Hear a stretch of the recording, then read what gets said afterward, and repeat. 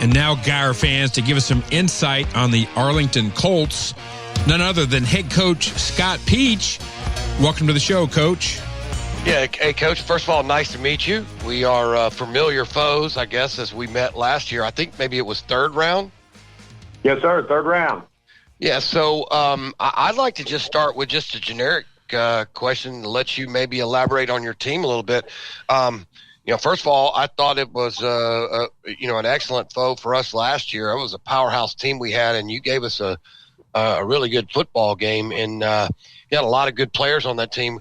How does this year's team compare to last year's team? And then, maybe just give us some specifics on what we might see Saturday from your guys.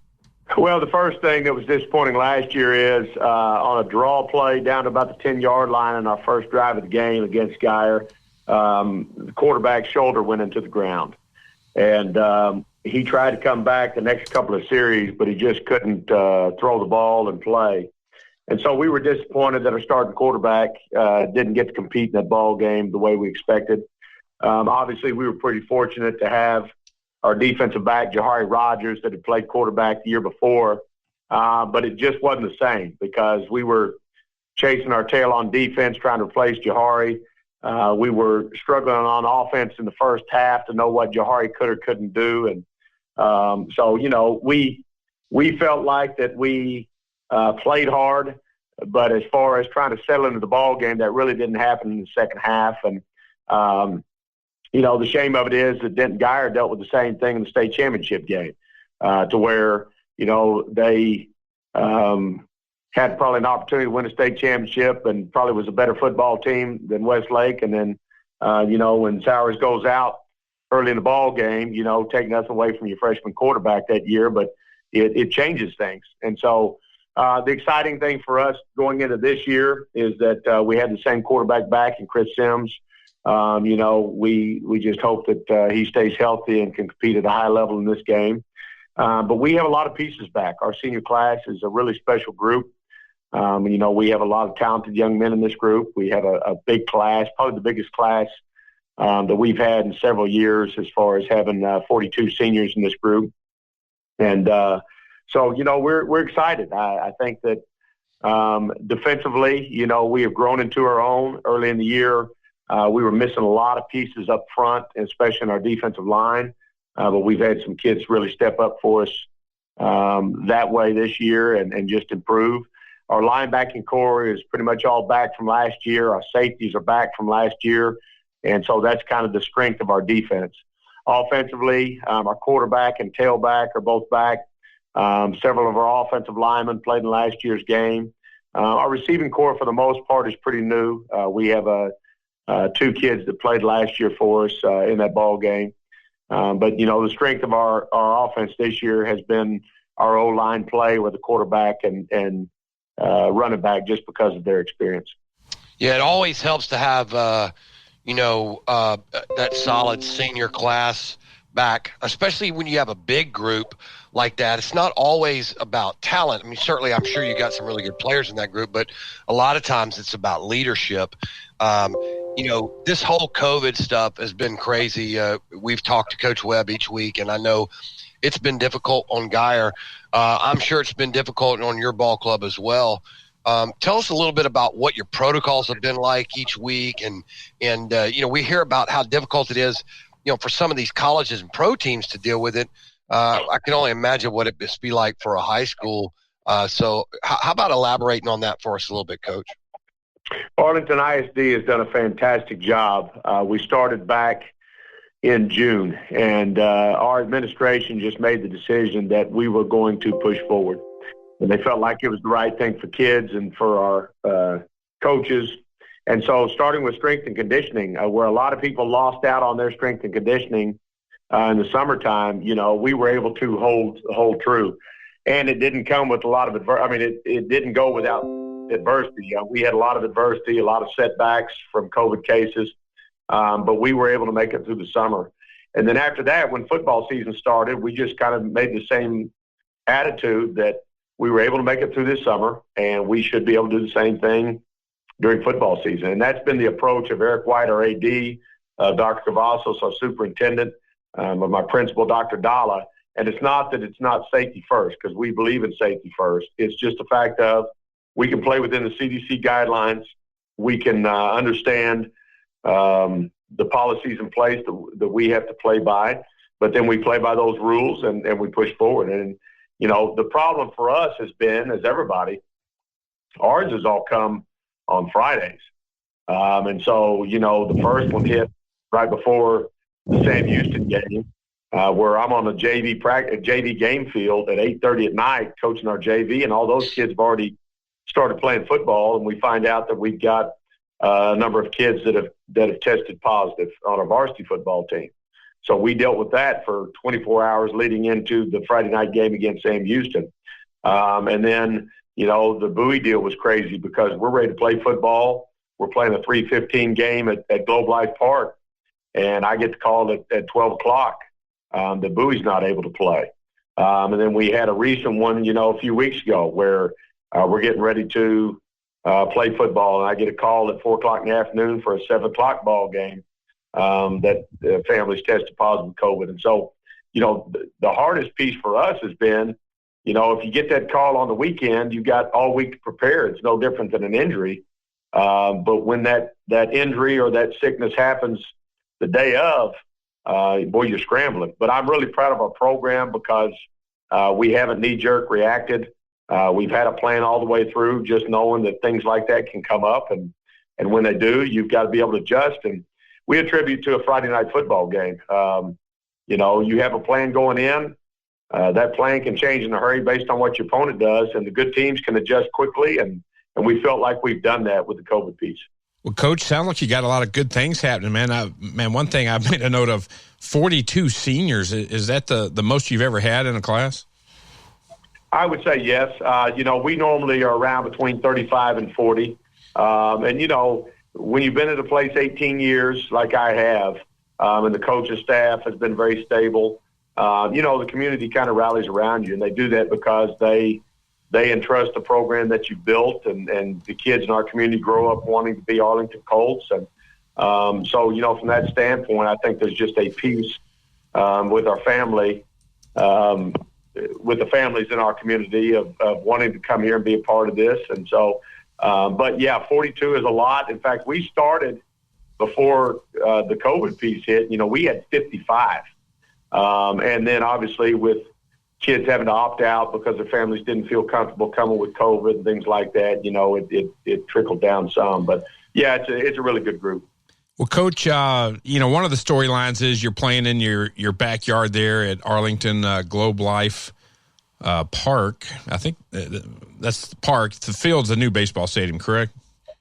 That's correct. Is that going to be any special X factor for your team and your fans at all, playing right there in Arlington?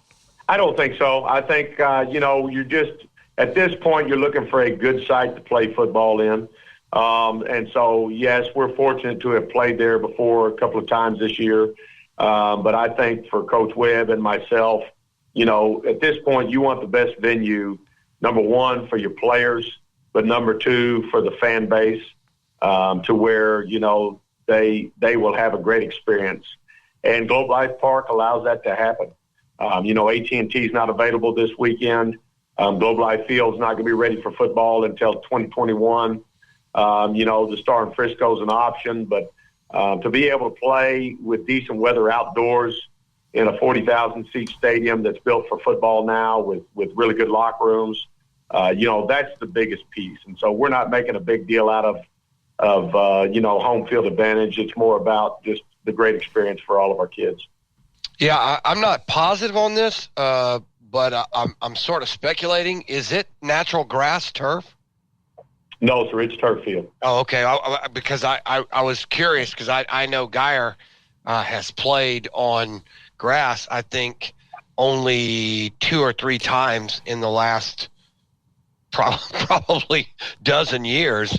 I thought that might be a story, but I guess that's a good comment, yeah. Rick. I wasn't aware they redid the field with artificial turf, but I'm sure had it's no nice. idea. Yeah. Well, one thing you talked about, Coach, was should have decent weather.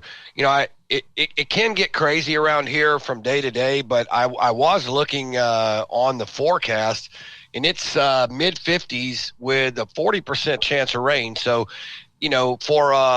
for a December, I guess we're almost calling it late December day here in Texas. That's not really too bad weather if we can get the rain to hold off. It might actually be pretty good at game time. Have you guys had any adverse weather games this year? It doesn't seem like, John, I recall a bunch of rain this year like we had last year. But have you guys had any, Coach? No, sir. In 2018, we had that really good football team. I think we had 5 bad weather games. A lot of these kids were sophomores that year, but that was the year it rained, every other weekend. It got cold on us a couple of times, earlier in the season than normal. So I think we're accustomed to that, and it's not something that we're really concerned with. But again, to your point, for our fan base in an outdoor stadium, you'd obviously like it to be dry, and that's my hope. Well, I'll talk a little bit about this Guyer team this year. I think we got a pretty good idea from you guys what your team's strengths are. This will certainly be a different Guyer team than you faced in the past. I think this team has some explosiveness, certainly on offense, which in their own rights. But one thing you've always had to do in the past, if you're getting ready to play a Guyer team, is you're going to have to buckle your chin strap up pretty good, because you're going to see something that you don't see every week in especially, I'd say Texas, but especially in the Metroplex. This time, Guyer comes in a little bit more of a traditional sort of state of Texas high school offensive attack. What do you guys have you guys put together so far about Guyer, and what are the keys to a Colt victory? Well, if you mean they run a play every 5 seconds faster than anybody in the United States of America, and that's normal to you, then okay. I would disagree with that. I'll give you that one, Coach. I will say that there is a drastic difference between Coach Walsh's offense and Coach Webb's offense. But I will tell you that when you go mock speed the way Coach Webb does, it puts you on your heels. So obviously we're going to have to be able to handle the tempo. Obviously, yes, we're going to have to handle the physicality. If you watch Guyer play, they're physical up front in the offensive line. They're very physical on defense. I think that's part of the strength of the team is, that front 7 defensively being able to be very physical. They're long and athletic in the secondary, especially at the safety positions. So I'm impressed. I know that Coach Webb's had a few setbacks as far as players that have had injuries and not being able to be on the field, but that's also commonplace this time of year because of the grind of the football season. And, most of the time you play 12 games at this point or 11 games. You're going to have some setbacks. Right. Yeah, that's right. Kids on the field, a lot of them are banged up, bruised up. But no, we think that Guyer has an excellent football team. We think Guyer has a team that can go a long way. And so, we're excited about the challenge. We know this is 2 6A elite football programs. So it's going to be a great game, and it's supposed to be. When you get to round of 32 in the playoffs, that's the way the game's supposed to go. Yes, sir. Hey, Coach, switching back to your quarterback, Chris Sims. Last week he only had 15 attempts, but very efficient, 9 completions and 4 touchdowns, 208 yards. Throughout the season, did he average just probably 20 attempts or less, or is he more of a running style at quarterback? Well, we haven't run as many plays as we normally do offensively, and so we're probably, if you look at it, averaging only about 55 plays of offense a game. And there's a method behind that. But in saying that, there's only so many plays to run in the pass and the run game when you have that number. But he can do both. The thing that's successful about Chris Sims is that he's a true dual threat quarterback. He throws the ball well. He stands in the pocket well. He's got a great knack for the offense. And in the same breath, he's a good runner. He's an athletic kid who we have no problem with involved in the run game. And he can really read everything. He can read every player on defense, whether it be a run read or a pass read. So we're blessed to have him. It's always nice to have a second-year quarterback because that way all the things that you have put into play, from last year, he can grow on that. And I think that's why he's playing at a really high level right now. He's been an excellent quarterback, especially in the past month. Well, I think you hit that nail on the head there, Coach, that a lot of people who just sort of watch the game casually don't really understand there's a distinct difference between a running quarterback and a dual threat quarterback, like just a pure athlete back door or somebody who can really throw the football and uses his legs either A, to buy time or to make plays as well. There's a big difference in that. I think converting on third down is, in my opinion, it may be the most important stat on offense when you start to get to this level, when you're playing against teams that are comparative to you in talent and ability. Oftentimes, converting on third down is the game. It's the difference. I think that we focus defensively about getting them off the field on third downs, and then offensively you got to move the sticks. But I'd also say, too, that turnover is a big deal too. The biggest difference between us and Jesuit last week was the fact of we had 3 takeaways on defense and we didn't give the ball away. And so that'll be a stat that's probably bigger than third downs. But, yeah, I would agree. Third and fourth down conversions are big. Coach, also B.J. Rogers, one reason Chris Sims didn't have to throw it a lot, had a huge game, 171 yards against Jesuit. But Chris Sims, like you said, had 50 yards on the ground as well on 15 carries.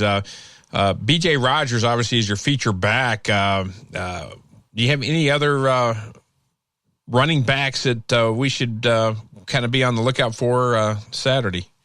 At this point in the season, in a one-back system, if B.J. is able to go, as far as not winded and things like that, he'll be on the field. Rodney Talton's had a good year for us. Rodney's a junior.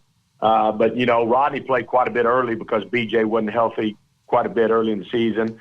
But it'll be B.J. most of the time. Well, Coach, I appreciate your time today. Wrapping things up from our end, if we're talking about an Arlington Colt victory in our post-game wrap-up, what are you guys going to have to get accomplished, and then what are you going to have to stop Guyer from doing? Yeah, obviously we got to handle the tempo of Guyer.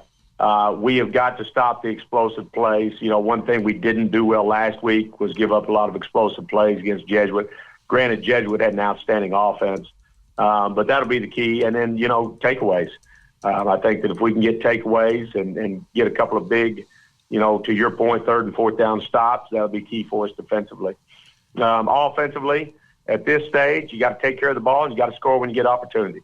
And that's really what it comes down to for us, is that you can't miss out on those chances when you have chances to come away with touchdowns. And then, you got to take care of the football and what I call it. I know it's Christmas time, but we don't like giving away Christmas gifts to the defense. And so really taking care of the ball. And then, you need to be elite in special teams at this point. Field position, being able to make key plays in those spots can win or lose a football game with you. So, if we're really good in all 3 phases of the game on Saturday, we expect to win. I feel Coach Webb and Guyer feel the same way about their football team. But it's going to come down to the team that plays complementary football in all 3 phases for 4 quarters. And, regardless of what the stats look like, regardless of who is or isn't the better football team, the team that plays the best on Saturday in those areas is going to win the game. Good luck to y'all, gentlemen. Thank you. Yeah, Coach, thank you. That was awesome. Thank you. Appreciate it.